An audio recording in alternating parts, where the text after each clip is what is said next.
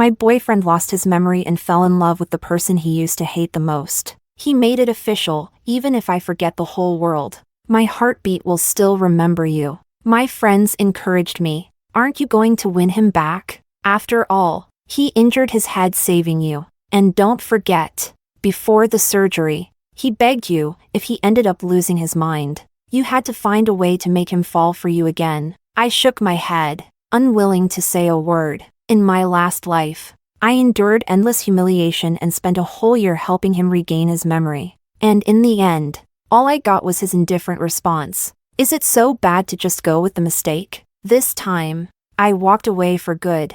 But when I held my new boyfriend's arm, Richard's eyes turned red with uncontrollable emotion. Chapter 1. The moment Richard opened his eyes after surgery, I knew the same story was playing out again. His gaze swept over me with indifference, void of any emotion. So his father, overjoyed, took the opportunity to cut off all contact between us. The next time I heard anything about Richard was a month later. He had posted a photo on social media. He was embracing Celestine. The caption read, "Even if I forget the whole world, my heartbeat will still remember you." People were romanticizing their love story. They said that after the young master of the Chan family lost his memory, he became frighteningly clear-headed, staying cautious even with his own parents. But the moment he saw Celestine, the cold expression on his face cracked. They stared at each other for a long time, and his trembling hand pressed against his chest.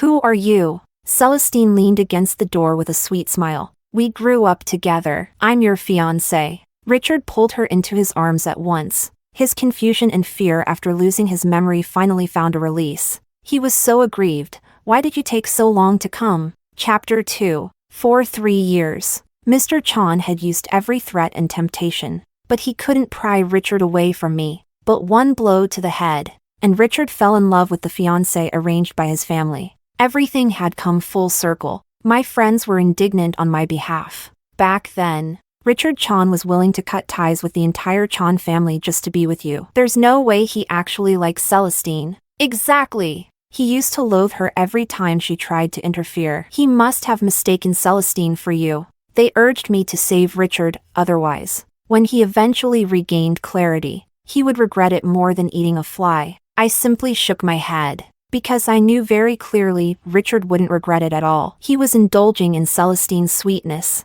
with no intention of ever waking up. In my last life, I endured a year of insults and coldness just to help him remember me. But in the end, he got drunk out of his mind, replaying the sweet moments between him and Celestine on his phone again and again. Eventually, he looked up at me with icy eyes. "Is it so bad to just go with the mistake?" I stood frozen, not knowing what to say. "But you were the one who asked me to do this before your surgery. You lost your memory saving me." Richard cut me off. "That's why I haven't treated you poorly. Can't you just let me go?" I will never forget the pain and humiliation I felt in that moment. Now that it's happening again, there's no way I'll make the same mistake. I turned down my friend's advice, packed my things, and left the home I once shared with Richard in the middle of the night. Chapter 3. But fate was never on my side. While helping my best friend run an errand, I dozed off in the car, only to wake up and find she'd driven us to a bar. The moment we stepped inside, I realized it was Jordan's bar, Richard's friend, hosting its grand opening. I immediately sobered up. The plot from my past life was still repeating. Inside, Richard sat in the center of the crowd, one arm around Celestine. When he saw me, he didn't look the least bit surprised. As expected, he sneered. "Miss Vanessa, is it? I heard you're the one I saved." "That's right." I nodded. His brows furrowed. "They said you wanted to repay me with your body." At first, I thought that was a joke. But since you've managed to chase me all the way here today, don't blame me for being blunt. He suddenly stood up, towering over me with eyes full of undisguised contempt. "Listen carefully, miss. You don't have to repay me for saving your life, but turning gratitude into harassment? That's just disgraceful." He enunciated each word with icy precision, face cold as stone. "Do you understand what I'm saying?" It was exactly like the last time, word for word. The same hurtful lines. In my previous life, this bar had been packed with Richard and Jordan's friends. Most of them knew about my relationship with Richard. Naively, I believed they would help prove that he and I had been in love. So when Richard ordered his men to throw me out, I fought back desperately, crying out the truth as I struggled. I must have looked absolutely pathetic. But I couldn't stand to see Richard so blind, nor could I accept my feelings ending in silence. I held up my phone, begging him to look at our intimate photos together. He ordered those fake pictures to be destroyed with a look of disgust. In the struggle, my collar was yanked down, exposing one shoulder. Celestine burst into a giggle. She turned to Richard, teasing flirtatiously, "Richard baby, how is this repaying kindness with betrayal? That figure's not bad at all." Richard ignored my cries and playfully pinched Celestine's cheek. "You need to be taught a lesson." Everyone in the bar laughed knowingly at their exchange. Not a single person stood up for me. Even Jordan, who had secretly slipped me the invitation, looked away awkwardly. As I was dragged out of the bar, Richard held Celestine by the nape of her neck and kissed her passionately. And now, I came back to my senses. Richard, no longer willing to wait for my reply, had lost the last bit of patience. "Since you can't seem to understand, let me put it plainly, trying to offer yourself to me is just another betrayal. To be honest, you're not my type." Even before I lost my memory, I wouldn't have spared you a glance. His voice was cold and sharp. "So stop holding on to your ridiculous fantasies about me." The bar fell into utter silence.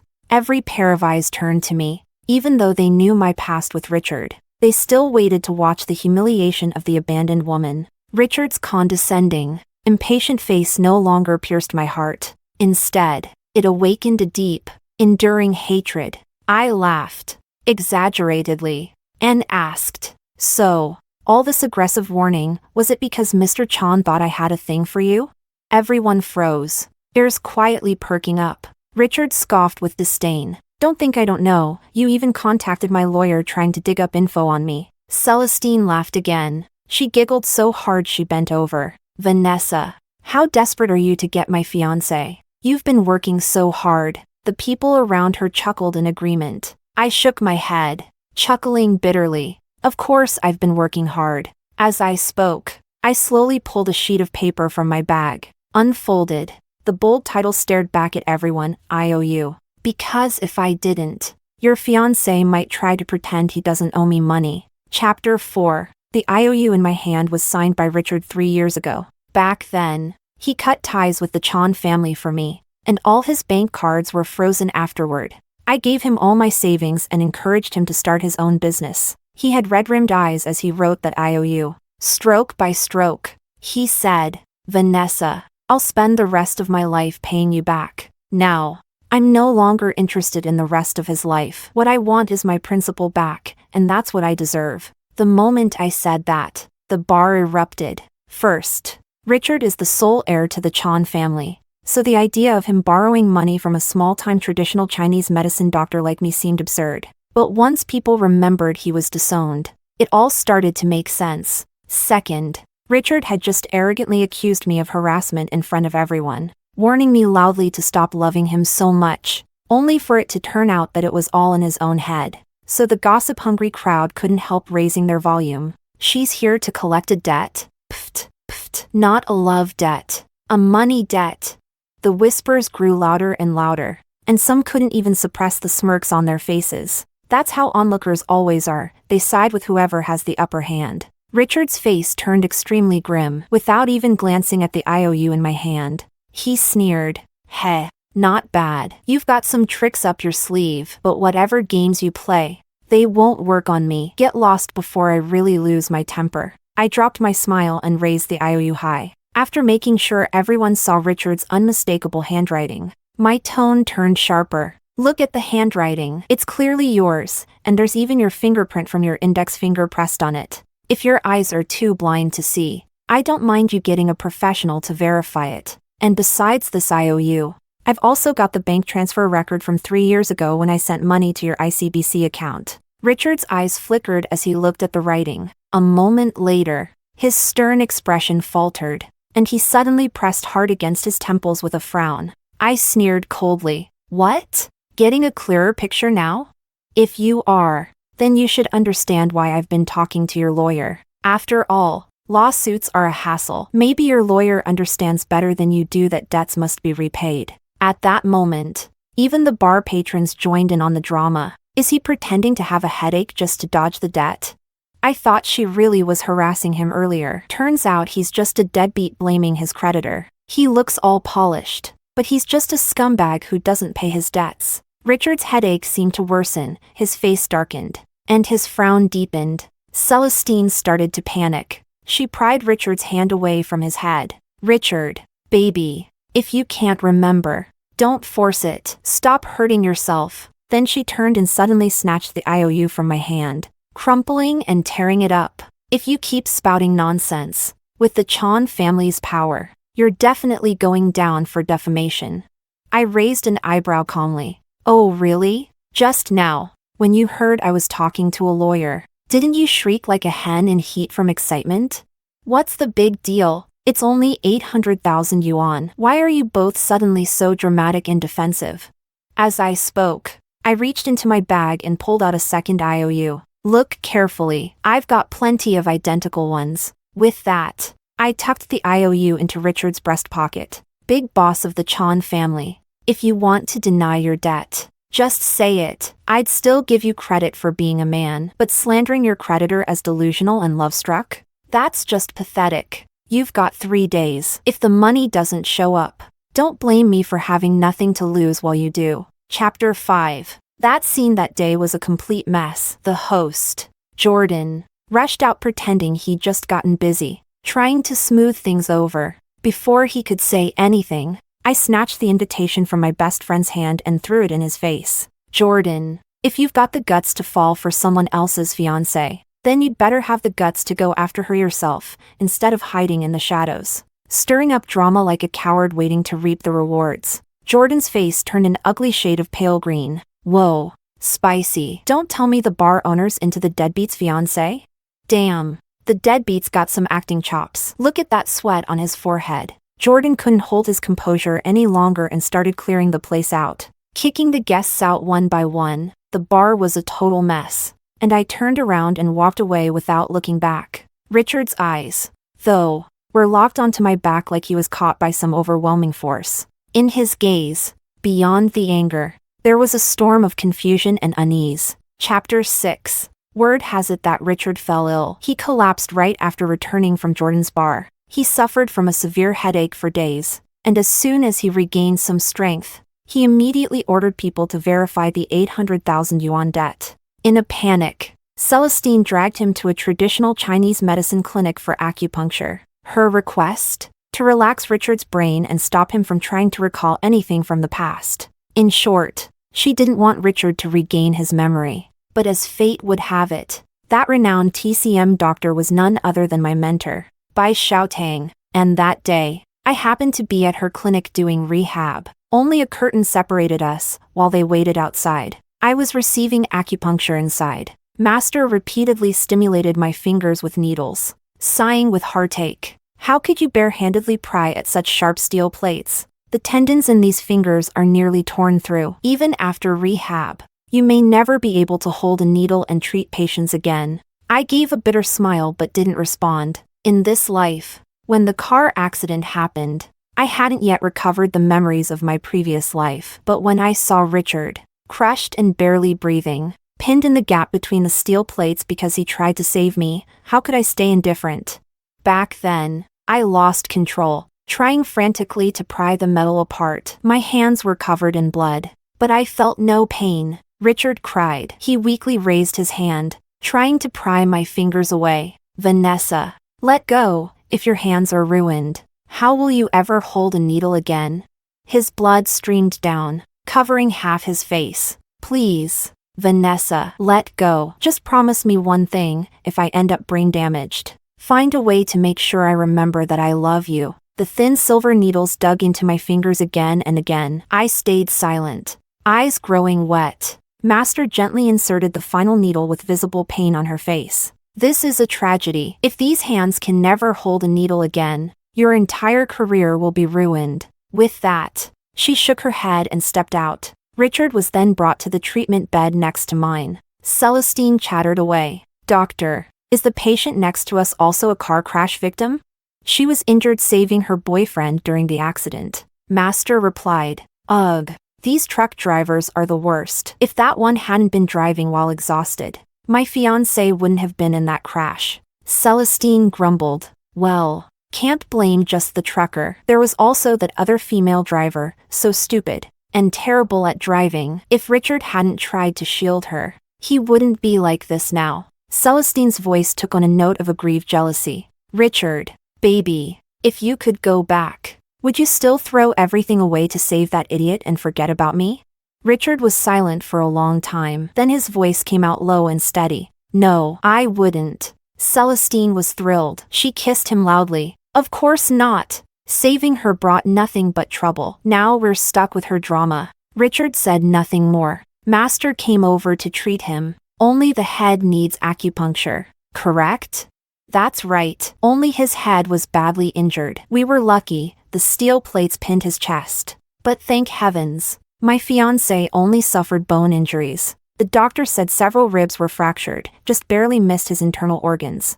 Master didn't respond for a while. She seemed to be staring at their registration form. Moments later, Celestine's voice suddenly became sharp.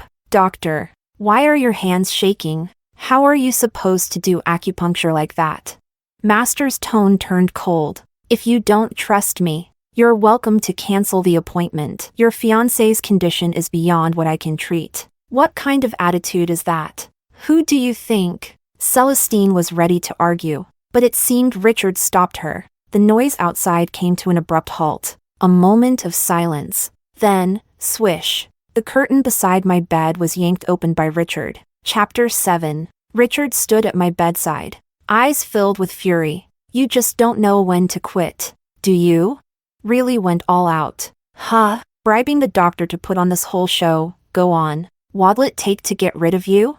As he spoke, his gaze landed on my hand, full of silver needles. He suddenly let out a cold laugh. Committed to the act. Huh? You really didn't hold back on yourself. Without warning, he grabbed my wrist. Let's see which tendon you supposedly tore today. Don't! Celestine shouted. But it was too late. The gruesome wounds on the insides of my fingers were now fully exposed to Richard. 4 fingers, each bearing deep and uneven scars, marks left from stopping the steel plate from piercing his organs. Richard froze. Panic flickered in his eyes as he hastily grabbed my other hand. Same thing. 4 fingers, all scarred. He stared blankly for a moment, overcome with fear he couldn't hide. This can't be real. No, impossible. He took a deep breath, trying to steady himself. Celestine, seeing him clutch his temples again, quickly jumped in. Richard, baby, you saved her. She helped hold the steel plate for you. That's only natural, isn't it?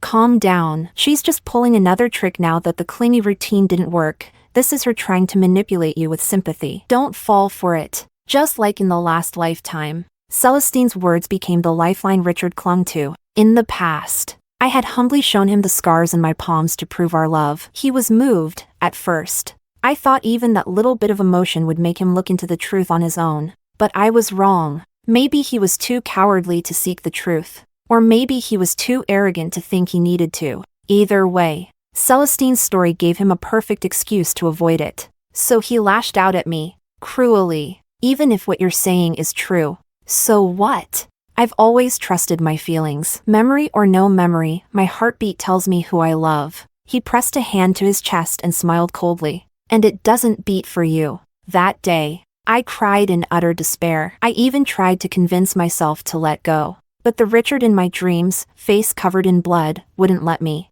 The good in Richard and the cruelty in him tore me apart. Again and again, nearly breaking me. But now, facing him once more, I felt nothing. After hearing Celestine's words, the chaos in Richard's eyes faded. He looked relieved, as if someone had given him permission to escape. His brows relaxed, and even his headache seemed to vanish. But something about his attitude toward me had shifted. His tone softened. He no longer looked at my hands. If you wanted gratitude for saving me, you've got it. Tell me, what do you want? Anything, except love, I can give. I let out a short laugh, leaning back against the headboard.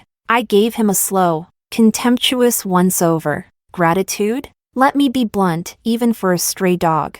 I wouldn't stand by and do nothing. And you, well, at least you're a living human being. Oh, and I can give anything? That's rich. How about we start with repaying the $800,000 before you start talking big? Richard's face turned beet red. He wanted to retort but couldn't find the words. Just then, my mentor came in to remove the needles. She pulled out the needles from one hand. I handled the rest myself. When I pinched the needle with my fingers, Richard suddenly recoiled, stepping back and instinctively hiding his hands behind his back. Realizing what he'd done, he froze, his breathing grew shallow. I stared at him with leisurely malice, slowly removing the needles one by one. With every needle I pulled, the color drained a little more from his face. You can't lie to your body's instincts. Even 3 years ago, when I practiced needling on him, Richard had already developed a fear. Whenever I held a needle, he'd always hide his hands first. Now, he was locked onto my movements, his expression shifting from shock to fear. He grabbed Celestine's hand, his voice ragged and uneven. Let's go home. Just let me go home first. Chapter 8. Richard was gone. Whether he had remembered anything after being triggered, I didn't know, but by the third evening, I received his repayment, 1 million yuan. After subtracting the principal of 800,000, the remaining 200,000 was interest. At that moment, I was in the middle of packing up the traces Richard had left in my life. Some photos of us, a stack of love letters, romantic lines scribbled on book covers, sticky notes on the fridge, fragments of daily life. When I came across the original IOU, the notification sound of the money arriving chimed perfectly. My hand paused. I flipped over the photo frame that held the IOU. On the front of the frame, Richard was grinning ear to ear at me. Back then, he used to say, "Vanessa, if you dare stick another needle in me, once I bounce back, I won't want you anymore. Vanessa, go easy. If you poke too many holes in my hand, I won't be able to cook for you later.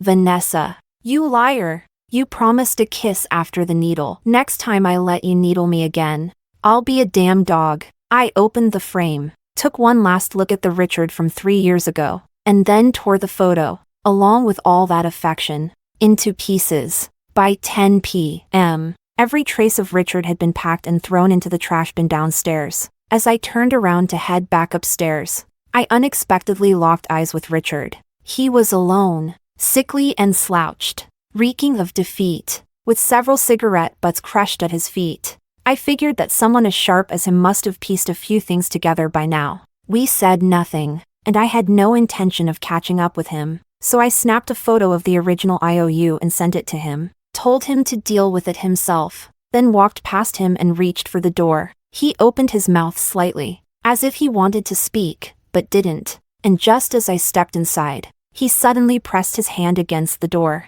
"Vanessa," he said my name, voice trembling slightly. I stopped, but didn't look back. After a long pause, he forced himself to speak, his voice strained. "Vanessa, do you know what it feels like to be abandoned by the whole world? You don't remember anyone or anything. You don't know where you came from, and the future is a blank. You're confused. You're terrified. You're like a boat lost in a vast ocean without a compass. There's no one to talk to about your fear, nowhere to unload your loneliness. It's like the entire world has discarded you." He let go of the door, leaned back against the wall, head lowered, his tone heavy with grievance and helplessness. "You wouldn't know what that's like. You've never lost your memory. How could you understand? But I live through that agony every single day, every hour, every second. It's driving me mad. I needed someone to pull me out. I needed a lighthouse. I needed somewhere to belong." His emotions were getting out of control. I could even hear a faint sob catch in his throat. And then, in that most desperate moment, my fiancée appeared. The moment she smiled at me, I heard my heartbeat accelerate. I felt something familiar. Even my blood started to boil. His words sped up, voice rising with intensity. "Do you understand?" It was like I had seen my lighthouse, like I had found the only life-saving rope in the deep sea. In this utterly unfamiliar world, the only thing I could be sure of was that she loved me, and I loved her deeply. That's right. I'm certain my heartbeat would never lie to me. He paused for a moment, as if waiting for those surging emotions to settle. When he spoke again, his voice was calmer. I'm telling you all this because I've taken some time to think things through since I got back from the hospital. Some of your actions did trigger certain reflexes in me. I believe there really are things I haven't remembered yet. Maybe those things are about you. Maybe they once mattered a lot to me. But now, I can say this with certainty, no matter what I recall in the future, no matter how important it once was to the old me, it won't change the love I feel now for my fiancé. Do you understand what I'm saying? Richard's long confession stopped there. His conclusion was crystal clear, even though he'd sensed something was off through our interactions. After wrestling with it, he ultimately chose to follow his current feelings. I listened quietly, then lowered my head and smiled silently. The truth I'd failed to understand in my previous life, even after a full year of humiliation, suddenly became crystal clear now. It wasn't that he couldn't see, he just didn't want to wake up. I turned to look at him, taking in his solemn, oath-taking expression with detached indifference. The emotional journey of someone with amnesia, what does that have to do with me? You've paid back the 800,000 yuan, whether you live or die, love or hate. It's none of my business. If you don't leave right now, I'll call the police. The wind blew past, rustling the sycamore leaves with a soft shushing sound. Richard stood beneath the long stretch of light and shadow, frozen. It was like he couldn't hear a word I'd said. His gaze was completely locked onto the feather pattern on my pajama top. He stared at it, motionless, until a single tear unexpectedly slipped from the corner of his eye. He wiped his face in disbelief, as if he couldn't understand where that tear had come from. It took him quite a while to regain his composure. Anyway, that's all I came to say, he said, resolutely. Vanessa, no matter what tricks you try, I'll never see you again. Chapter 9. That day, I slapped Richard hard, twice. As I hit him, I asked why. If he didn't want to see me, he was loitering outside my building acting like a pathetic creep.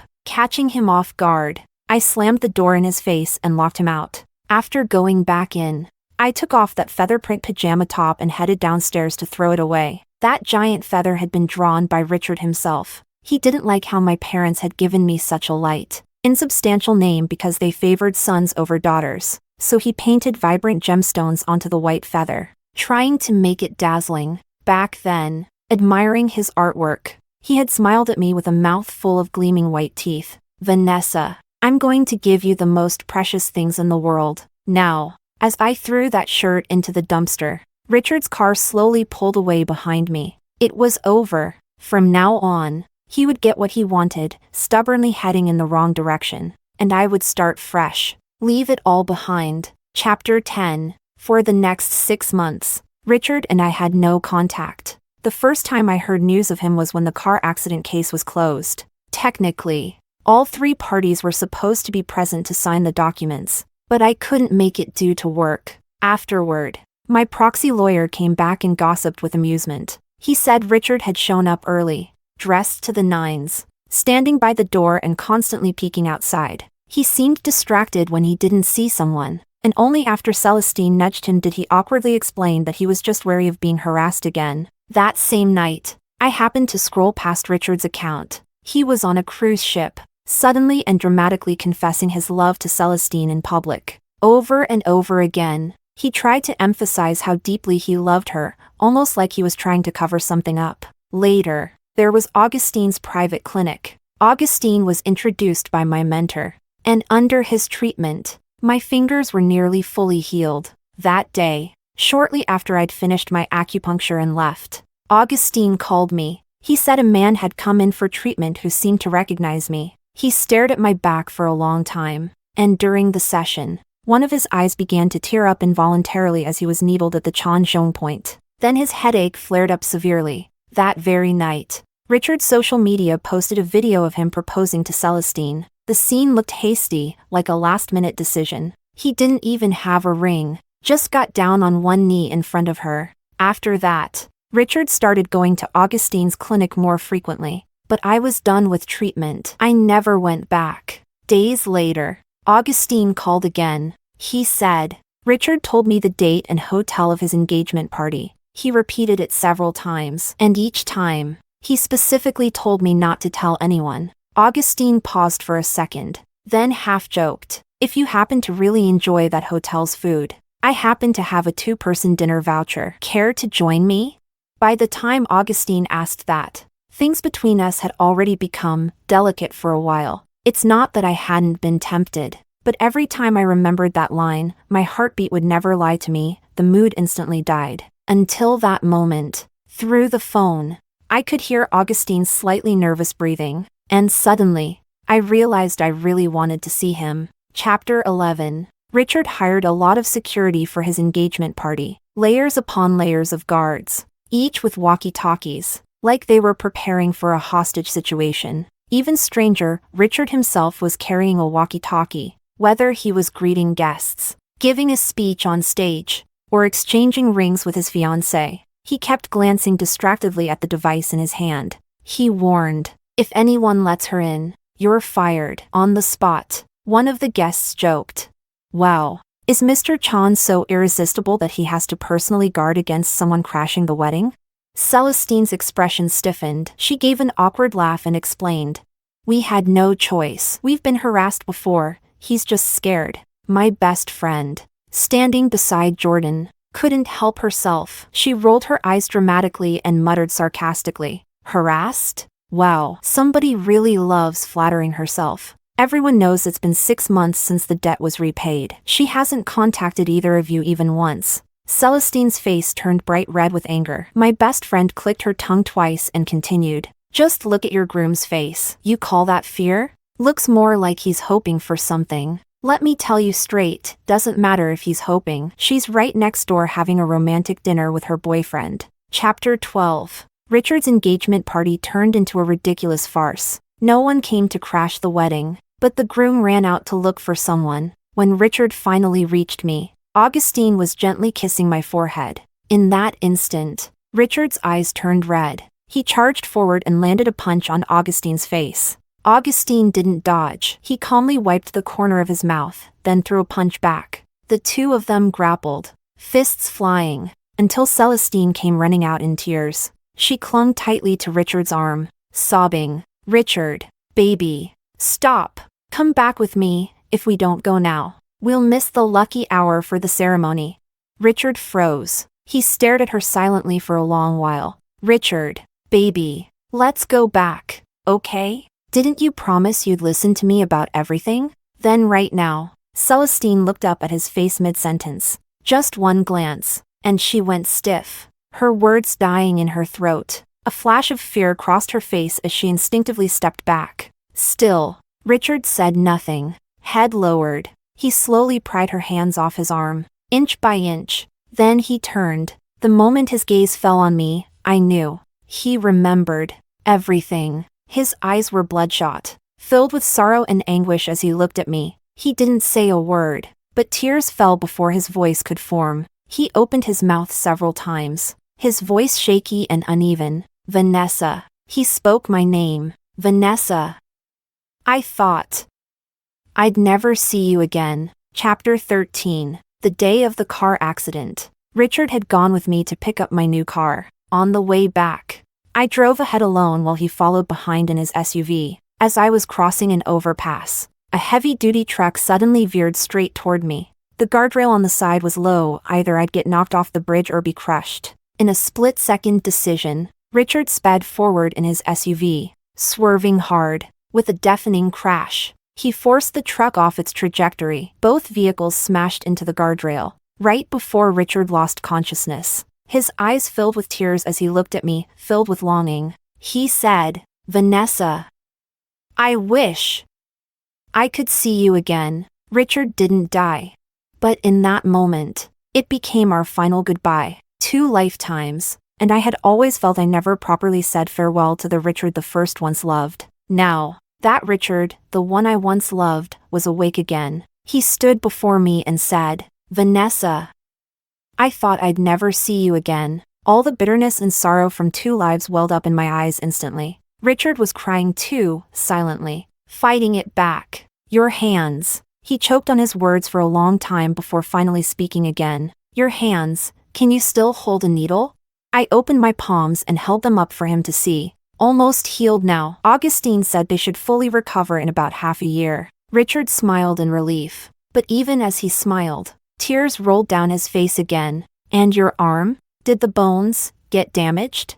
I flexed my arm to show him. No, it was only soft tissue, already healed. That's good, that's good. Richard nodded, repeating the words over and over like a chant of comfort. Then silence fell between us. The dim candlelight flickered, casting a long, lonely shadow behind him. He stood at a distance, staring at me with quiet sorrow. It was like his feet were nailed to the ground. He dared not take a single step closer. The longer he looked, the more his expression crumbled. Finally, he covered his face and broke down, shoulders trembling without a sound. I didn't move. I stood still, just as far away. Richard, there's something I never got the chance to say to you. He froze, looking at me with a flicker of hope and fear. Say it. I'm listening. I spoke sincerely, my voice free of bitterness or warmth. Richard, thank you for saving my life. I have no way to repay that debt. So the 3% stake I held in your startup, consider it yours now.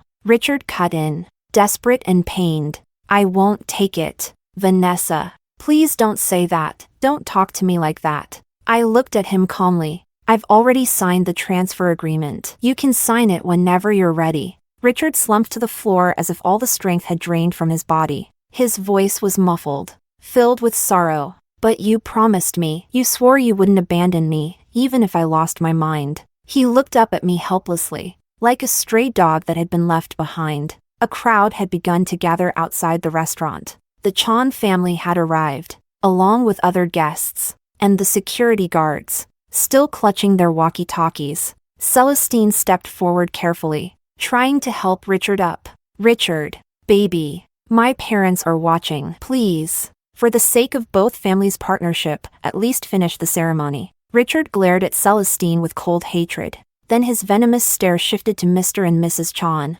Finally, he let out a sharp, bitter laugh. He said, Vanessa, there is no way I'm going through with this engagement. I took Augustine's arm and said flatly, Richard, what's wrong with staying on the wrong path, if it's what you chose?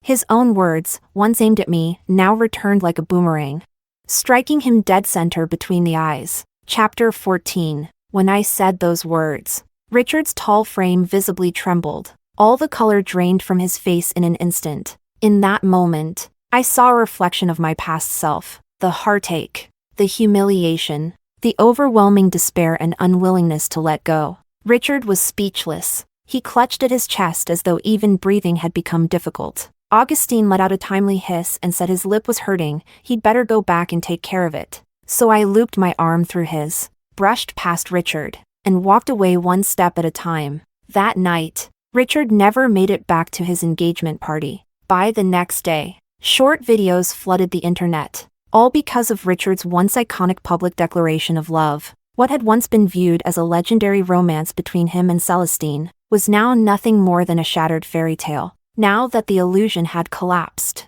public scrutiny was inevitable. Wait, after all that dramatic public declaration, he had the wrong person the whole time? Even if you forget the whole world, your heartbeat still remembers her? Heh, maybe his heart was just out of rhythm. A man with that much power could have verified the truth with a simple investigation. He didn't want to. He was just enjoying the comfort. Let's be real, it wasn't amnesia. He fell out of love. Is no one going to talk about how gross Celestine is? She knew he mistook her for someone else, and she ran with it anyway. That's basically emotional theft. Even uglier than the comments was the stock performance of the Chan and Lin corporations. The two families canceled their collaboration, and share prices plunged. Richard and Mr. Chan had a huge fight, and that very night, Richard showed up outside my apartment building. He was holding a large box. It looked familiar. He had clearly been drinking. Compared to the last time in the restaurant, his eyes no longer held panic. They were filled with obsession. Vanessa, why? He asked, voice hoarse. Why couldn't you pull me up just a little longer? Why couldn't you wait for me just a little more? Do you know how cruel this is to me? He took a deep breath. I worked 3 years just to be with you. I broke ties with my family. I built my business from scratch. no matter how hard it was. I gritted my teeth and pushed through, because being with you made everything worth it. Finally, my company took off. We bought a house. We bought a car. We were about to get our marriage license. We were going to have a beautiful little kid. He wiped the tears from his face stubbornly. We were this close, just one step away. When I closed my eyes during that accident, I prayed, begged the heavens to give me one more chance. A chance to wake up.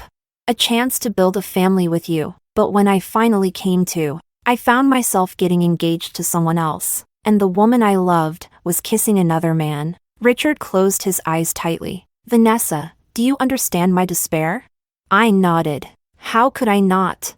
I had lived through that same despair again and again. Richard froze for a second, then suddenly realized what I meant. I'm sorry, Vanessa. I know I said awful things to you when I lost my memory. But please believe me, I remember everything now. And I know, without a doubt, that you're the only one I love. He opened the large box in his arms. It was full, stuffed with everything I had thrown out that day. On top of it all was that pajama shirt, the one with the giant feather. Richard stared at me deeply. Vanessa, please believe me. I only mistook Celestine for you. My love for you has never changed. Can you give me one more chance? I swear, I'll make up for every bit of pain I caused you. As he spoke, he reached out to grab my hand. He asked, Vanessa, tell me, you never truly gave up on me, right? Augustine, he was just someone you brought in to act, to trigger me into regaining my memory. Isn't that right?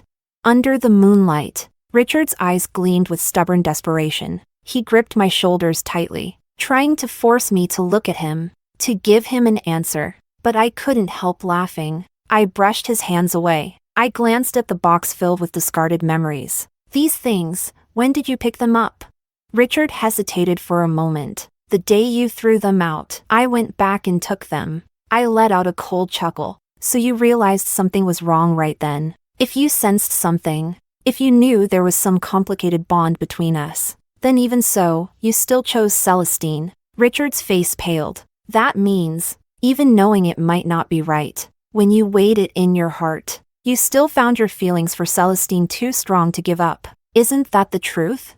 Richard stood there speechless for a long time. What? Too ashamed to admit it? I remember clearly. Didn't you give some long-winded speech under my building that day? You said it yourself. Your love for her was real. His eyes turned red again. No, Vanessa. That's not it. That's not it. I thought she was you. It was my memory that lied to me. This wasn't my fault. Richard picked up the pajama top with the giant feather and looked at it carefully. You know, when I first saw this feather, I was scared. My subconscious was telling me, stay away, going closer meant danger. But when I was near Celestine, my instincts told me it was safe, it was right. Vanessa, that's all in the past now. I don't believe you feel nothing for me. You injured 8 fingers trying to pry that steel plate off me. And now you've given me your equity in the company. So, I reached out, took the feather print pajama top from his hands, and cut him off coldly. So, I treated you with kindness.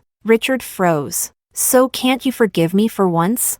Chapter 15. I threw the feather print pajama top back into the box. Then I tossed the whole thing, box and all, into the trash. Richard lost control. He beat his chest, tears streaming down his face. Vanessa, how can your heart be this cold? It's like I never truly knew you. I wiped the dampness from the corner of my eye, expressionless. What's so surprising? It's not the first time your heartbeats misjudged someone. Richard left. His sports car roared as he sped off, recklessly merging into traffic like he didn't care if you lived or died. After that, he spiraled, turning all his rage on Celestine and Mr. Chan. He reported the Lin Group for tax evasion. He exposed illegal dealings within his own family's company. The Lin and Chan families were thrown into utter chaos. Celestine Lin humbled herself, begging him to stop. She tracked down everyone who had been at Jordan's bar that night. She asked them all to bear witness to her humiliation. She slapped herself across the face, again and again, saying she should never have claimed I was the one chasing after Richard. She admitted she shouldn't have spread rumors, shouldn't have stolen someone else's happiness, shouldn't have dared to love someone so far out of her reach. Richard, by then, had fallen into something close to madness. He drowned himself in alcohol, his bloodshot eyes always tinged with something unwell. He watched as Celestine slapped herself, again and again, and a cruel smile curled at the corner of his lips. Then he looked at me, eyes full of venom, and asked, "Vanessa, now can you forgive me?" And then, his voice softened, full of wounded longing. "Vanessa, I never even got to properly say goodbye to you. Vanessa, just give me one chance. Let's say a proper goodbye." Augustine told me Richard's condition was complicated. His head injury had been severe. Now that his memories were back, his emotions were unstable, volatile. So I took a study abroad opportunity and stayed far, far away. But not long after that, Richard had an accident. Chapter 16. The day I received the news, he had already been admitted to the hospital. It was another car accident, this time. Celestine was the one driving who hit him. That heavy-duty truck turned out to be owned by the same person as the truck from the last accident. By the time I rushed back, the police had released a statement suggesting that the previous truck malfunction might not have been accidental, it was likely intentional. Celestine was taken away. When I walked into Richard's hospital room, he had already regained consciousness. He was leaning quietly against the headboard, watching me. His eyes no longer held panic or obsession, just quiet stillness, as if, through the lens of time, he was reuniting with someone from a past life. I knew then, he had come back too. After 2 lifetimes of entanglement, it seemed we were finally approaching a proper ending. Perhaps now was the right time to part ways with the burdens we'd both carried for so long. With all the humiliation from our past life, I could finally say to him, with peace in my heart, that the life-saving debt was now settled. Richard pulled the corners of his mouth into a strained smile and spoke hoarsely. "So, you came back long ago, didn't you?" "That's right," I said. "Right after the car accident, when the doctor was repairing the tendons in my hand. I came back." Richard gazed deeply at me. "So this time, you chose not to want me." His eyes reddened again. "But it's different this time, Vanessa." This time I remembered early. I got so many acupuncture treatments, and I finally remembered, the one I love is you. I stood by coldly, unmoved. So Richard awkwardly tried to hide his emotions. After a moment, he said, "Vanessa, after living 2 lives, there's something I think I owe you an explanation for." The heavy-duty truck, Celestine arranged for it, right before the crash. She was on a call with me. I rejected her marriage proposal again, and she got furious, told me I'd regret it, and then I saw the truck charging straight at you. Richard looked at me with sorrow. "Vanessa, I was terrified. I couldn't imagine what I'd do if you disappeared from my life just like that. So to this day, the one thing I'm most grateful for is being able to save you. But the moment I fell unconscious,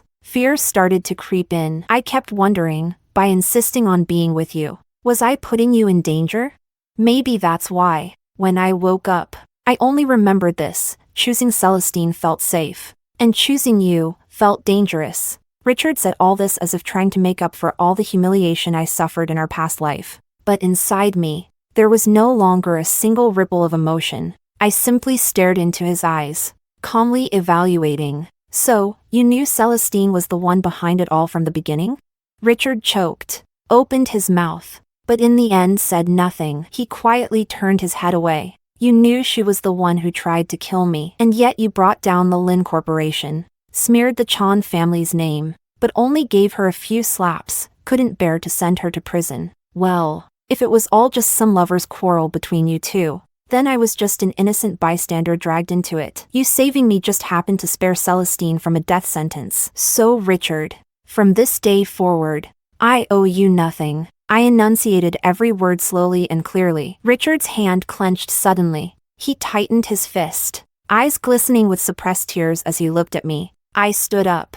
"I think I've made myself very clear today. So Richard, this is the end. From now on, let's have nothing more to do with each other." Richard's chest rose and fell violently. His Adam's apple bobbed twice before he spoke with difficulty. "If that's what you want, then I'll grant it." I grabbed my bag and walked out of the hospital room without looking back, unaware that behind me, Richard's body hunched over and collapsed to the floor. Chapter 17. After that day, Richard never came to bother me again. Celestine was sentenced, and Richard was left with a permanent disability in his leg. My relationship with Augustine progressed quickly for a while. One day, when he had a fever, he asked me to bring him medicine. I was stunned to find that he lived in the same apartment complex Richard and I had once shared. I stood before the window in shock, pulling open the blinds, only to be greeted by a familiar view, my old window. On that windowsill, there was still a blooming butterfly orchid.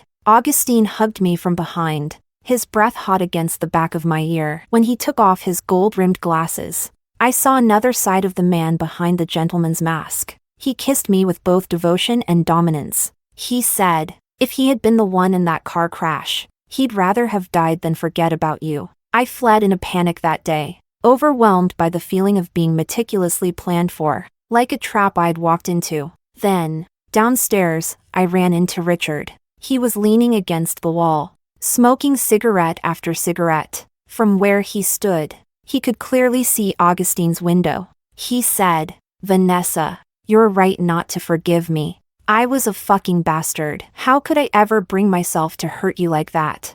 I knew he was referring to the time he had kissed Celestine right in front of me. He looked up at that window and pointed to his chest. It hurts so damn bad here. It's killing me. I looked up toward that same window. Augustine had put his glasses back on. Behind that refined and harmless look, he gave me a gentle smile. My heart was a tangled mess. I didn't even listen to whatever Richard was saying, or crying about. I turned around and walked away in a hurry. Chapter 18. My life returned to normal. Once my fingers had fully healed and I could hold a silver acupuncture needle again, I received a letter from Richard. Richard had left. He sold the company he built from scratch, severed all ties with his parents, and took nothing but his money, then rode off on a motorcycle. Just like I used to dream of doing. He once asked me, Vanessa, if we ever achieved financial freedom, what would you want to do most?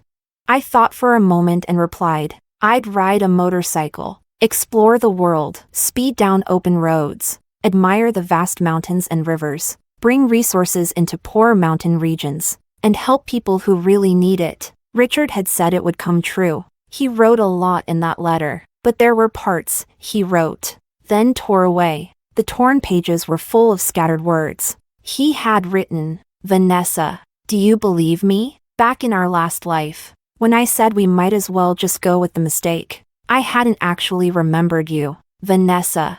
I only investigated the truth. I didn't recover my memories. The version of me that remembered everything could never have said something so cruel to you. Vanessa, you'll never know. Last time, I died that winter when my memories finally returned. On the day of your funeral, I suddenly came to. Then, with your ashes in the passenger seat, I drove straight into a support pillar of the highway overpass. As for Celestine, do you really think I'd let her off the hook? The evidence from the previous crash had already been destroyed. If I hadn't taken that personal risk, how could I have sent her to prison? But Vanessa, everything I just said, I hope you never find out. All the pain you suffered in the last life, I wanted to repay it twice over in this one. Even though I won't be the man who brings you happiness, just knowing you're alive and well in this world is enough for me. Richard lit his lighter and burned those words, page by page. As the flames rose, everything from the past turned to ashes. The roar of a motorcycle echoed, and Richard was never heard from again. Chapter 19. I placed Richard's letter in a prominent spot. When Augustine came to see me again, he once more took off his gold-rimmed glasses. His obsessive possessiveness and deep, calculating mind, I had known about them for a while. He had bought the apartment directly across from Richard's. He had volunteered to my master to be the one to perform acupuncture for both me and Richard. He had arranged a private dinner for two on the exact same day as Richard's engagement party. So, when he kissed me again with fierce intensity, I gently pushed him away. My relationship with Richard had truly come to an end. But with Augustine, it seemed the real game was only just beginning. Story 2. My husband makes newborn daughter call his mistress mom. At our daughter's 1-month celebration, my husband of 3 years handed our child over to his mistress right in front of me. He even encouraged the baby to call her mom. I rushed forward, trying to stop him, but he shoved me aside. Why are you so selfish? He scolded. Ruby can't have children of her own. She just wants to experience what it feels like to be a mother. Besides, the baby is still young. What's the harm in calling her mom once or twice? Ruby, his mistress, looked down at me, holding my child in her arms as she played the victim. I'm so sorry, Zoe, she said softly. This is the only regret I'll ever have in my life. Sam went through so much trouble to make this happen for me, and I don't want to let him down. Don't worry, once the baby grows up a bit, I'll return her to you and leave. I got up slowly, brushing off the dust, and replied calmly. Fine, I'll make this easy for both of you. 3 years of marriage, it's time to end it. Chapter 1. After I spoke those words, the looks in everyone's eyes shifted from shock to disdain. In their minds, I was hopelessly in love with Sam. From high school to university, and from graduation to work, I had chased Sam for years, playing the role of his devoted simp. In front of him, I had long since abandoned any semblance of dignity. Sam froze, his retort caught in his throat, unable to respond to what I just said. What? He stammered. He likely never imagined I would agree so easily. After all, whenever Ruby's name came up before, it always led to heated arguments, whether it was the time he left me stranded in the rain to rush to Ruby's side, or when he barely came home during my pregnancy while Ruby's social media constantly flaunted their daily interactions. I had fought every time. But now, I no longer felt the need to argue. When he handed our daughter Emma to Ruby, when he encouraged Emma to call Ruby mom, I finally woke up.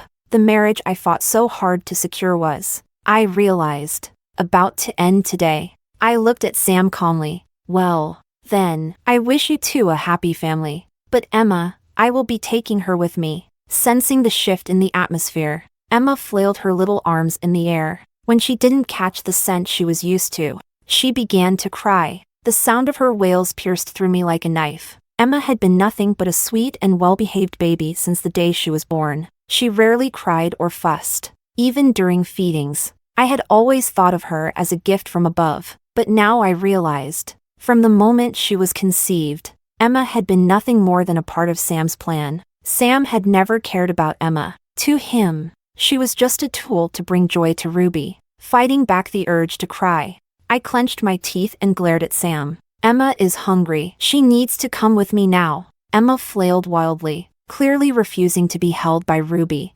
Ruby frowned, a hint of annoyance flashing in her eyes as she looked at Emma. She reached out, trying to soothe Emma, but after several failed attempts, her eyes filled with tears. Looks like Emma doesn't really like me. Does she? Ruby casually handed Emma over to the bodyguard behind her, then leaned into Sam's arms. Seeing this, I quickly stepped forward, taking Emma into my arms and gently comforting her. Sam patted Ruby's hand and comforted her gently. It's okay. She's still young and doesn't recognize people yet. Give it some time. I'll let Emma spend more time with you until she listens to you. From now on, she's your daughter too. Hearing these words, I felt a deep sense of disgust. Holding Emma tightly, I ignored Ruby's provocative gaze and looked straight at Sam. Sam, we're getting a divorce. I will take Emma with me. Ruby's expression turned to one of shock, and even Sam looked at me in disbelief.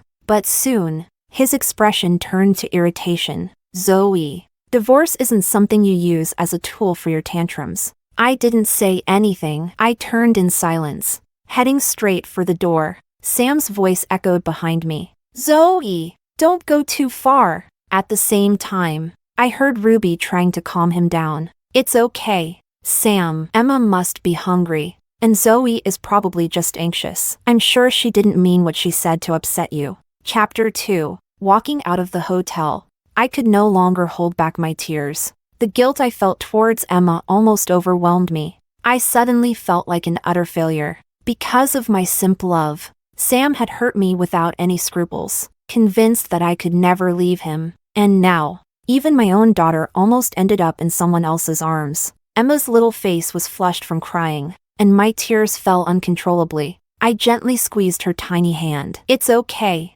Mommy is here. As long as Mommy is here, everything will be all right. Emma no longer needed someone like Sam to be her father. It wasn't until the early morning that Sam came home. He pushed open the bedroom door, and the smell of alcohol immediately hit my nose. I frowned, a wave of nausea rising from my stomach. Sam's cheeks were flushed, and when he saw me sitting on the bed, he threw his coat aside and laid down beside me. Instinctively, I got up to leave, but he grabbed my hand. Sam looked at me, his bleary eyes seeming to carry a hint of appeasement. Are you mad? Don't worry. There's nothing between Ruby and me. It's just that she had an accident and can't have children. So it's her only regret. I just wanted to cheer her up. And besides, wouldn't it be good for Emma to have someone else to take care of her? As he spoke, Sam leaned in closer to me. I may have said some harsh words today, but you're just being too petty. I only wanted to help her. You're making too big a deal out of this, and you shouldn't use divorce as a petty threat in the future. How would it look if people heard? Sam's words, however, made me feel a strange sense of irony. When he let Emma call Ruby mom, when he publicly declared that Emma would be Ruby's child, did he think about me? Did he consider how those around us would view me? I pulled away from his touch and looked at him coldly. I'm sleeping in the guest room tonight. Just as I was about to open the door, my wrist was grabbed firmly. Sam looked at me, his eyes full of impatience. I've already explained myself. What else do you want, Zoe? How could you be so selfish? Ruby will never have children of her own. What's the harm in letting Emma call her mom? I stared coldly at Sam, the man I had loved for so many years. Now, all I felt was revulsion. I shook his hand off and opened the door. You know exactly what your intentions are toward Ruby, but I absolutely will not allow you to involve Emma. I already told you today. I want a divorce. With that, I walked out of the bedroom toward the guest room. Behind me, I heard the sounds of things being smashed. The guest room was next to Emma's nursery. I pushed open the door, seeing Emma sleeping peacefully, and felt my heart settle. I bent down to kiss Emma's forehead, whispered a soft goodnight to her, and then went to sleep in the guest room. Chapter 3. Early the next morning, Sam was nowhere to be found. I wasn't surprised. Ever since I got pregnant, Sam had been home less and less. Where he went was not something I needed to ask anymore. I got up and went to Emma's nursery. When I opened the door, the bed was empty, Emma was gone. Panic surged through me as I almost tore the room apart searching for her. But there was no sign of Emma. A deep sense of fear enveloped me, and I shakily took out my phone to call the police. But the next second, I saw the trending news headline. Hashtag the president of Shinsher Group attends an event with his wife and daughter. Hashtag. I clicked in, and in the video, Ruby was holding onto Sam's arm, while in their embrace was my Emma. Emma's nose was red, as if she had been crying. Seeing that, my heart twisted in pain. I knew Sam wouldn't answer my call, that much was clear to me, so I grabbed my coat, rushed out of the house, and sped towards the event venue. The event had just ended, and Ruby, with her arm wrapped around Sam's, walked gracefully towards the luxury car parked outside. Emma was still sleeping peacefully in her arms. I got out of the car and strode up quickly. Seeing me, Ruby feigned surprise. Oh, Zoe, what are you doing here? I ignored her and turned to look at Sam. Emma is still so young. How could you bring her to a place like this? What if she got scared? Sam looked indifferent. Why would she be that delicate? Ruby missed Emma, and since there was an event today, I brought her along. See, she's perfectly fine. Ruby smiled, adding, yeah, Zoe, you're worrying too much. I didn't answer her. Instead, I went straight up and took Emma from her arms. Despite my hurried actions, Emma showed no signs of waking up. Fear clutched my heart, and I quickly touched her face. It was burning hot. I shook Emma gently. Emma? Emma! But she remained unresponsive. I turned to Sam, who was stunned, and shouted, Sam, she's your daughter. Emma's had a fever for so long. Her forehead is burning up. And you didn't even notice? Sam seemed at a loss for words. When did it happen? I didn't notice. Chapter 4. I didn't have time to argue with them any longer. I drove straight to the nearest hospital. Once there, I only felt at ease after they put Emma on an 4-drip. The doctor said that if we had come in any later, Emma might have been in real danger. As I looked at Emma, peacefully asleep, Guilt surged through my heart again. I wiped the tears that had fallen from the stress and called my parents. Mom answered quickly, and I spoke in a choked voice. Mom, I want to divorce Sam. There was a pause on the other end, and then she anxiously asked, "What happened? Did something happen?" I explained everything from beginning to end, and I could hear my dad fuming in the background. Sam is heartless. Emma is still so young. She's his daughter. My mom also expressed her frustration. Bring Emma back home. I'll take care of everything for you. Mom had a lot of connections in the business world and knew many famous lawyers. It wouldn't be hard to find someone to handle my divorce case. I nodded, then touched Emma's forehead again. The fever had gone down. I let out a sigh of relief and stayed by Emma's side for the rest of the day. After a full day and night of 4 treatment, Emma finally woke up. My mom came to the hospital to help look after Emma while I went home to pack. There wasn't much to pack. I only took the necessities. As I stepped out of the house, Sam's car pulled up in front of me. Ruby got out of the car with Sam, and when she saw the suitcase in my hand, she looked surprised. Zoe, where are you going? Sam followed her gaze to the luggage in my hand, narrowing his eyes. His expression immediately darkened. Zoe, what do you mean by this? I looked at him coldly. We're getting a divorce. Do I still have a reason to stay here? Sam grabbed me once again, his voice cold. Who said you could leave? Ruby chimed in from the side. Sam, Zoe must just be upset right now. If you calm her down, maybe everything will be fine. After all, what happened with Emma yesterday was indeed my fault. Ruby's words were undoubtedly adding fuel to the fire. Sure enough, the next second Sam let go of my arm. It was just a fever. What could possibly happen? Zoe, can you stop blowing things out of proportion? Acting all nervous every day, what's the point? Sam's sarcastic remarks kept replaying in my ears, and I could no longer hold back my anger. I raised my hand and slapped him. Sam looked at me, his eyes full of disbelief, while Ruby rushed over to check on him. Are you okay, Sam? I sneered and pulled up Ruby's social media posts. Petty and selfish. Am I? Sam, why don't you take a look at what you've done? When Emma was born, did you ever really care about her? When Emma was sick,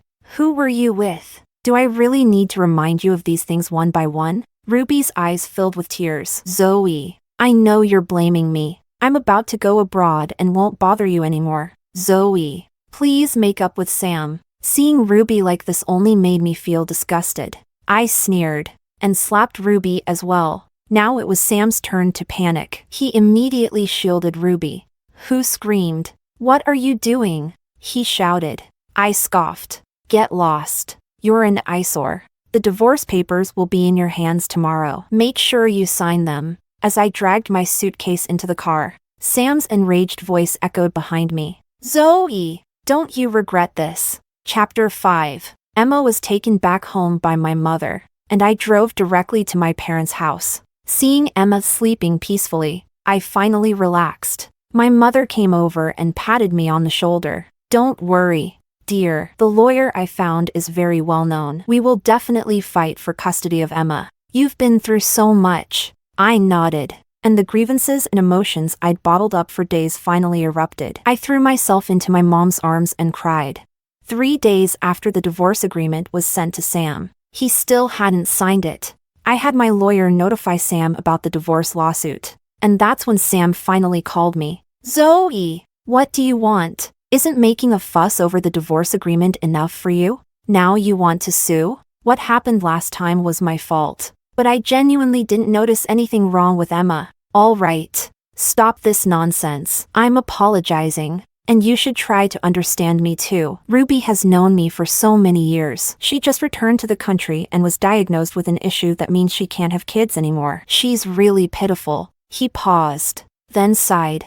There's a banquet tomorrow. Come with me. He spoke like he was reluctantly granting me a favor. In the past, Sam rarely took me to events like this, always saying that as a housewife, the best thing for me was to stay home and take care of the household, rather than go out and be seen. But now, I no longer desired these opportunities. I calmly asked, is Ruby going to be there? Ruby's studio is the event's main organizer. All right, I'll come. The next evening, I drove to the banquet. I stood beside Sam as we entered the banquet hall. People approached Sam to discuss business deals, but there were far more eyes staring at me and whispers that I couldn't ignore. In many people's minds, Ruby, the woman from last time's news, should have been Sam's wife. Sam had hardly ever brought me to these events. So few in his circle knew me. Even at Emma's month-old celebration, only close family and friends were invited. One person looked at me, smiled politely at Sam, and asked, "Who might this be?" I immediately interrupted before Sam could answer, replying, "Hello, I'm Sam's wife." After their initial shock, the person's gaze toward Sam turned complicated. A husband with 2 wives? One could only imagine how messy Sam's private life was. Sam's expression darkened, and he muttered under his breath, "What are you doing?" I smiled indifferently. "What? Just telling the truth." Chapter 6. Soon, the banquet began, and as the organizer, Ruby walked out gracefully. Under the spotlight, Ruby looked elegant and luxurious in her haute couture evening gown. I narrowed my eyes, and just as Ruby was about to start her speech, I spoke loudly. "Miss Ruby, before we begin, I believe there are some things you need to explain to me." As I spoke, I displayed all the evidence I had gathered for the divorce. Before coming, I had these printed as photos. At that moment, with a wave of my hand, countless photos scattered through the air. People are always curious. Seeing everyone around crouch down to pick up the photos, I curved my lips into a smile. "Miss Ruby, I want to ask you, is being a mistress something honorable for you?" Everyone. Sam and I have been married for 3 years. But ever since Ruby returned, Sam has rarely been home. What happened between them? I don't need to say it out loud. I walked up on stage and raised my hand to slap Ruby. Ruby's face turned pale in an instant. She shook her head, her eyes red with tears. "No, it's not like that." But no one cared. I sneered and directly announced into the microphone, "I'm sure everyone here understands by now that I am Sam's legal wife. But from now on, I won't be. I am divorcing Sam." Sam rushed up, pulling me down from the stage, while Ruby quickly hid backstage under the protection of other staff members. The banquet hall was in chaos. Sam dragged me to the car. "What do you think you're doing?"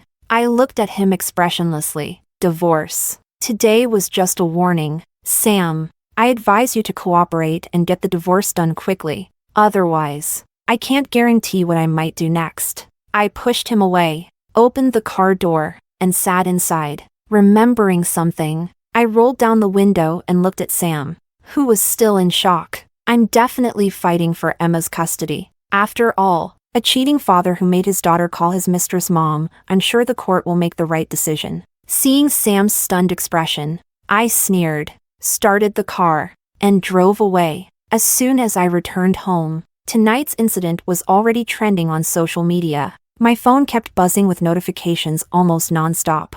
I didn't even need to guess who it was. I directly turned off my phone and lay down on the bed, playing with Emma for a while. Everything that happened today left me exhausted. I lay in bed, feeling drowsy. Emma was very well behaved. Seeing how tired I was, she quieted down. Holding her in my arms, I fell asleep just like that. Chapter 7. The next morning, Sam appeared at my door, his face clouded with anger. With him was Ruby, who had clearly been crying for a long time. She clung tightly to Sam's sleeve, and when she saw me come out, her face immediately twisted in resentment. I crossed my arms and looked at the two of them calmly. "It looks like you've made up your mind." Sam clenched his jaw, seething. "Zoe, are you happy now? Just because I let Emma call Ruby mom, you're making such a fuss out of it? You're being completely unreasonable." I sneered, suddenly realizing that Sam was the most shameless person I had ever met. Ruby also spoke, choking with sobs. "Zoe, I think you really misunderstood my relationship with Sam. We're not what you think. Can you go and clarify things with the media right now? Almost every major company has stopped working with our studio." She said this as she took step after step toward me, finally falling to her knees before me. "I'm begging you, Zoe. I know Sam has cared for me a bit, but he only did it to help me experience having a child. Don't blame him. It's all my fault. Zoe, please. Considering my current situation, can you go and clarify this with the media? As she spoke, her head drooped lower and lower. I looked down at her, my face expressionless.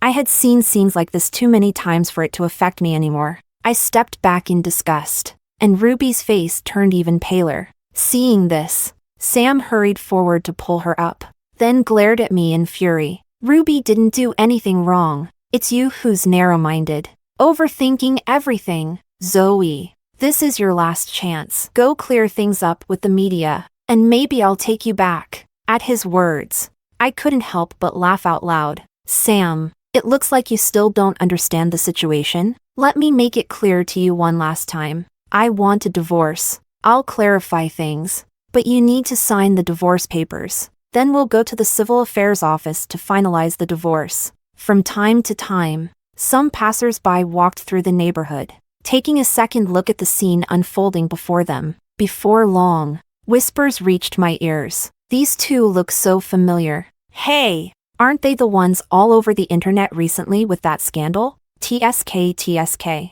Shameless. And this guy. What a piece of work, letting his child call the mistress mom.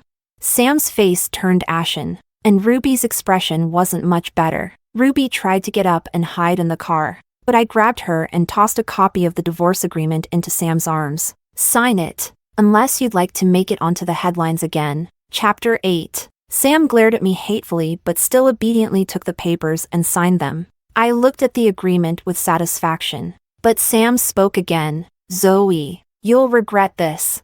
I raised an eyebrow. I won't. In fact, I'm quite happy. After all, starting today, you and I have nothing to do with each other anymore. As soon as I finished speaking, Sam's face paled a bit more, but he remained silent, simply pulling Ruby into the car and speeding away. That evening, Sam called me again, but this time, his tone wasn't the arrogant and dismissive one I'd gotten used to. Instead, his voice was surprisingly soft. Zoe, I know what you said today was just out of anger. I realize what I did before was indeed too much. I'm sorry. Can't you just stop being mad at me? I understand you're upset about Ruby, but can we not get divorced? I was playing with Emma when I heard him, and I nearly burst out laughing. Sam, are you saying you're regretting it now? He was silent for a moment but finally admitted. Yes, I regret it. These days you've been away from home.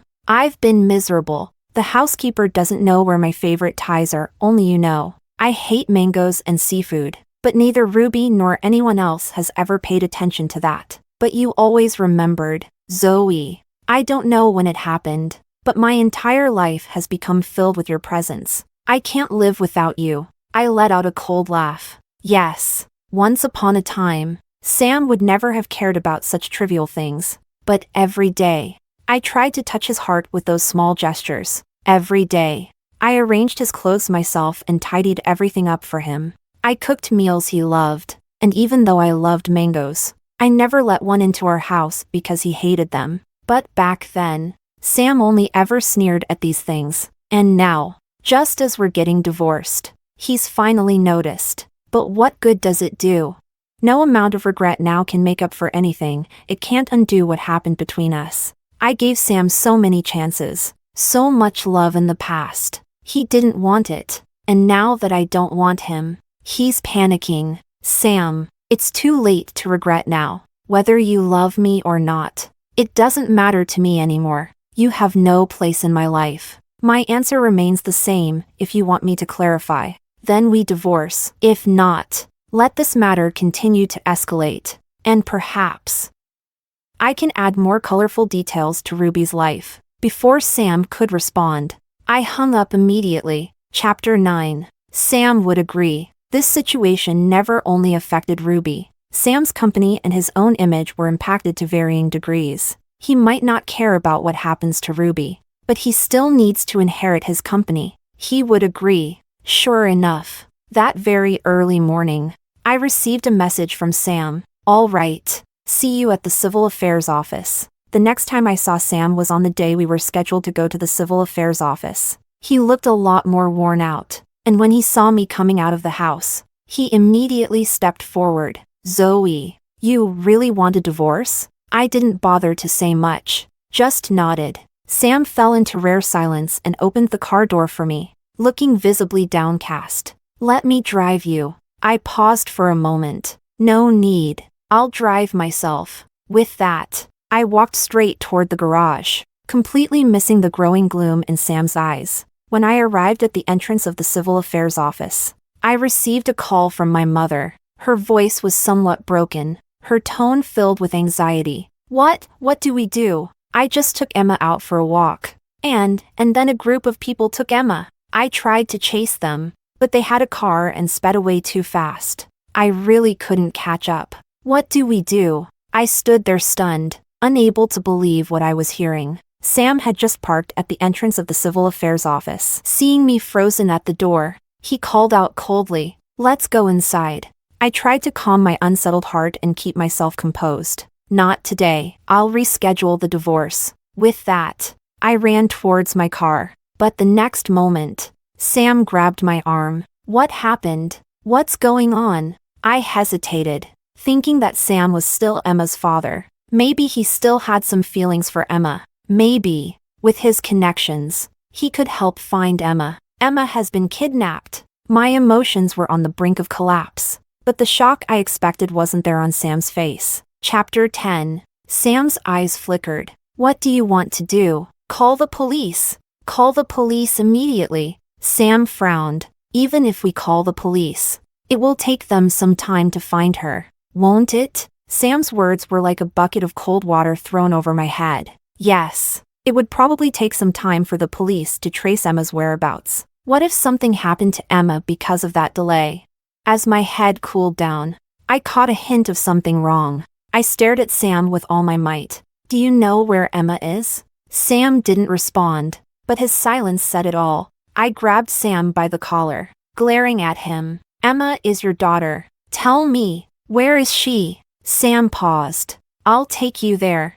I got into Sam's car and watched as he drove towards an increasingly remote area. Finally, he stopped in front of an abandoned warehouse. He got out of the car and opened my door. Emma is inside. Sam seemed to want to say something more, but in the end, he stayed silent. I rushed out of the car and ran straight into the warehouse. Inside the dim warehouse, Emma lay quietly in Ruby's arms. I stared at Ruby in disbelief. Ruby! Ruby looked at me and sneered.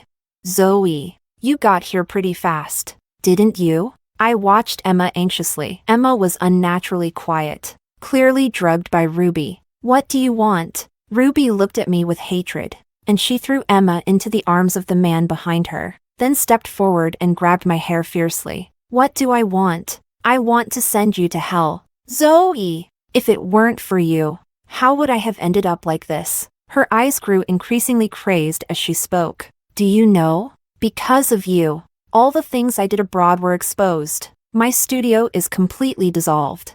All because of you. I grimaced in pain but forced myself to stay silent. Chapter 11. After Ruby came to find me, she made headlines again. But soon, the news blew up even more. Ruby's past in a foreign country was fully exposed. The illness was fake, but the fact that she would never have children again was true. However, it was because Ruby had been promiscuous while abroad, having multiple relationships at once. Due to improper protection, Ruby had gotten pregnant multiple times, but each time she chose to abort. As a result, she could no longer conceive. Upon returning to the country, she went straight to Sam. She portrayed herself as someone abandoned by a scumbag, a victim of a cruel fate and a tragic illness. Sam helped her set up a studio and even pulled some strings to provide her with resources. Since then, Ruby has flourished domestically. I clenched my teeth, stifling a groan. Ruby, you brought this upon yourself. It's your problem, so don't blame others for exposing all your dirty deeds. Ruby threw me to the ground, sneering coldly. Slut! Seems like you still don't understand your current situation. Don't forget, your child is still in my hands. As she spoke, she gestured for the man behind her to lift Emma. I instinctively screamed. No! Ruby laughed, looking down at me. Zoe, you probably don't know this yet, The one conspiring with me in this kidnapping is none other than your husband, Sam." Just as she finished, Sam walked in from outside. He looked at me lying on the ground with a complicated expression, wanting to help me up, but I pushed him away. I glared at him with all my might. "Sam, Emma is your daughter. How can you be so heartless?" Sam lowered his gaze and looked at me. "Zoe, I just want things to go back to the way they were between us. If you clear up everything, say that Ruby's affairs abroad were fabricated by someone you hired. Say that the incident at the banquet was all a misunderstanding. I will continue to take care of Emma. Emma will still be my daughter, and we'll take care of her together. All right? After everything is over, I will send Ruby away, and we will be a family again, just like before. All right?" He spoke, his tone rare in its sadness. "Zoe, wouldn't it be good to be like before? Since the day I signed the papers, I've thought a lot. Maybe I really was too much back then. In any case, Zoe, as long as you're willing, I'll be better to you and Emma from now on." Chapter 12. I got up, step by step, getting closer to Sam. Then, I raised my hand and slapped him. "Dream on," Ruby sneered. "Zoe, you don't have the right to say no now. If you don't comply, your daughter won't live either." The overwhelming anger made my whole body tremble. I looked at Sam. "Sam, you are truly unworthy of being Emma's father, using your own daughter's life to save someone else's reputation. How could you do that?" Sam lifted his gaze and looked at me, sighing. "Zoe, I have no other choice. I am constantly torn between you and Ruby, but I still want to live a peaceful life like before with you." At some point, Ruby had pulled out a dagger and was holding it against the sleeping Emma's face. "Zoe, I don't have much patience left. Either agree to my demands, or your daughter dies here." Ruby had a smile of certainty on her face. I squinted my eyes, and then started laughing. "Oh really? Are you so sure?" Hearing my laughter, Ruby became furious. "Zoe, what are you laughing at? Do you not understand your situation?" I looked at her calmly. "Ruby, I'm no fool. I noticed Sam's strange behavior before coming here, and I knew it would be you. So, I called the police and notified my parents in advance. By now, they should be almost here." Ruby's face turned pale instantly, and her hand holding the dagger began to waver. I seized the opportunity and charged forward, knocking Ruby aside. The man holding Emma got a kick from me in his groin and immediately let go. I quickly caught Emma, letting out a sigh of relief. At the same time, the warehouse door was kicked open, and a group of police officers rushed in. "Don't move! Drop the knife!" I closed my eyes, and the long period of tension instantly melted away, leaving me feeling exhausted. But the next second, I heard Sam's panicked shout along with my parents' terrified voices. "Zoe!" I quickly turned my head, only to see Ruby rushing towards me with the knife in her hand. Looking like a madwoman, I held Emma tightly, instinctively trying to dodge. Still, my arm was slashed, leaving a deep cut. Ruby, relentless, raised the knife to attack me again. In the next moment, a gunshot echoed through the warehouse. Ruby fell to the ground. A pool of blood quickly spread across the floor, holding Emma in my arms. I almost cried out, overwhelmed by the sense of narrowly escaping death. My parents rushed over and embraced me, and I could no longer hold back my tears. In my arms, Emma continued sleeping peacefully, as if nothing had happened. Chapter 13. Ruby was shot dead on the spot. Sam was arrested as an accomplice, and my parents hired the best lawyer to ensure Sam would receive the punishment he deserved. Emma was taken to the hospital for examination. She had been given a small amount of sleeping pills, but after treatment, she was out of danger. I officially divorced Sam. He left the marriage with nothing. His company went bankrupt due to his imprisonment. Thus, the once powerful corporation fell completely. Sam was sentenced to 5 years in prison. Before going to prison, he requested to see Emma and me one last time. I refused. Someone like him was not worthy of seeing Emma again, nor of being her father. With the assets I received in the settlement, I took my parents and Emma away from the city, settling down in a comfortable small town. My major in university had always been design, so now, After finally settling down, I began preparing to open my design studio. Before long, the studio was established. Because of all the attention from the incidents involving Sam and Ruby, many people noticed my studio. With the unique and distinctive designs, the brand quickly gained some recognition. Emma gradually grew up under the care of my parents and me. She remained well-behaved and sensible, rarely causing me any worry. Seeing Emma like this made my heart ache. I decided to put aside some of my work and take more time to be with Emma. I took her to see many sights she had never seen before. On Emma's 5th birthday, I organized a grand birthday party for her. In front of everyone, she made a wish. "I want to always be with Mommy." Touched, I pulled her into my arms. "All right, Mommy will always be with you, Emma."